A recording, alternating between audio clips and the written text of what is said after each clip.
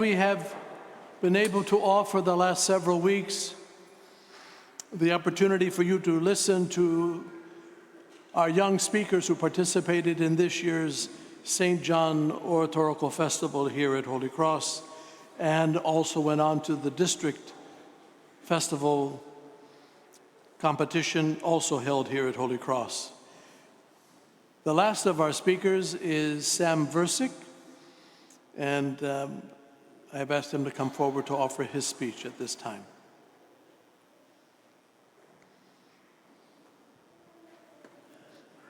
All right.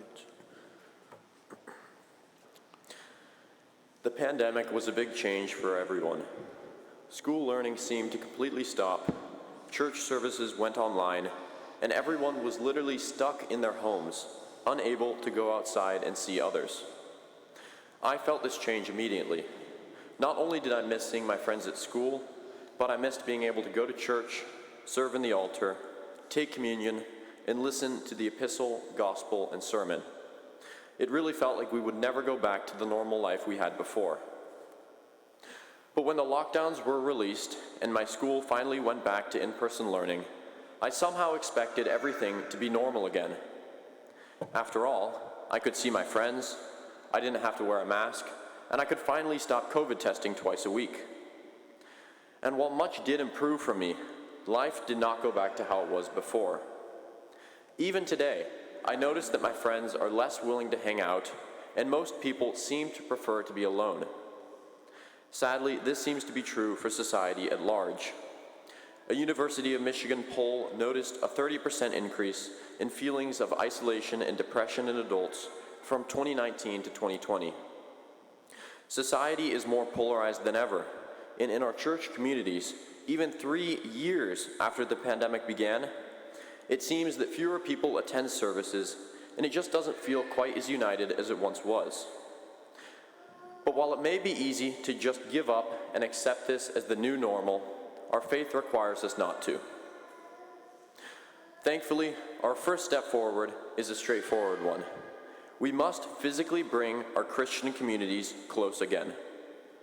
This means attending church, going to coffee hours, and practicing the sacraments.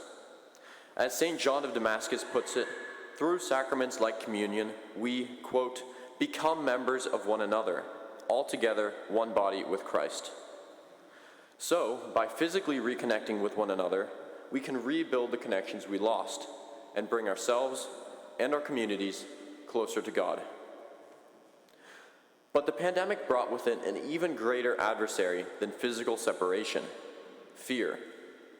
The constant message by the media and government that we should stay home and wear masks created in us a fear of the world around us, and, more problematically, of each other.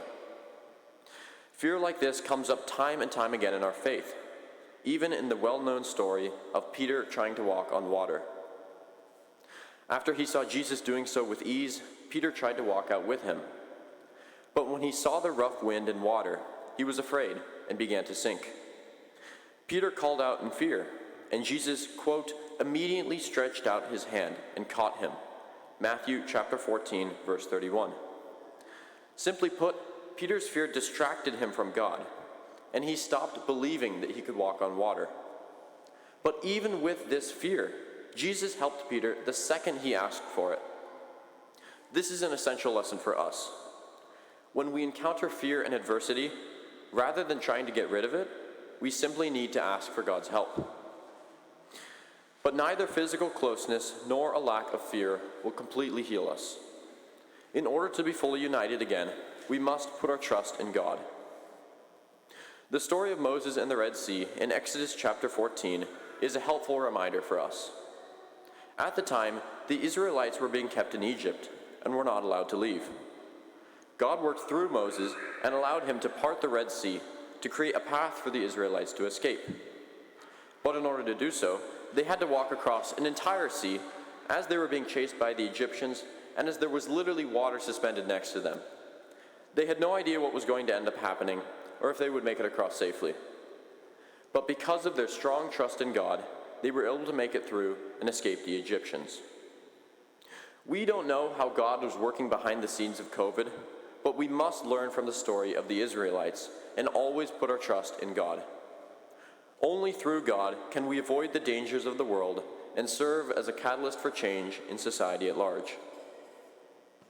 So as we continue to emerge from the pandemic, we must keep in mind what pulled us away from God in the first place: our physical separation from each other, our fear of the world, and our lack of trust in God.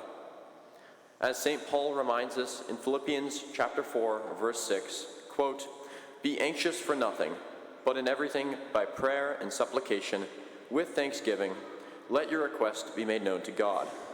And the peace of God, which surpasses all understanding, will guard your hearts and minds through Christ Jesus." Thank you.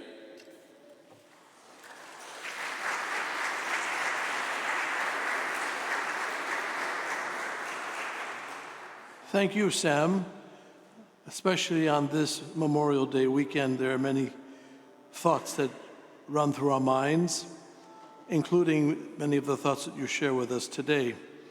But may your faith continue to inspire us, along with those who spoke before you in the last several weeks of our own community, our young people, who very often offer us words of wisdom.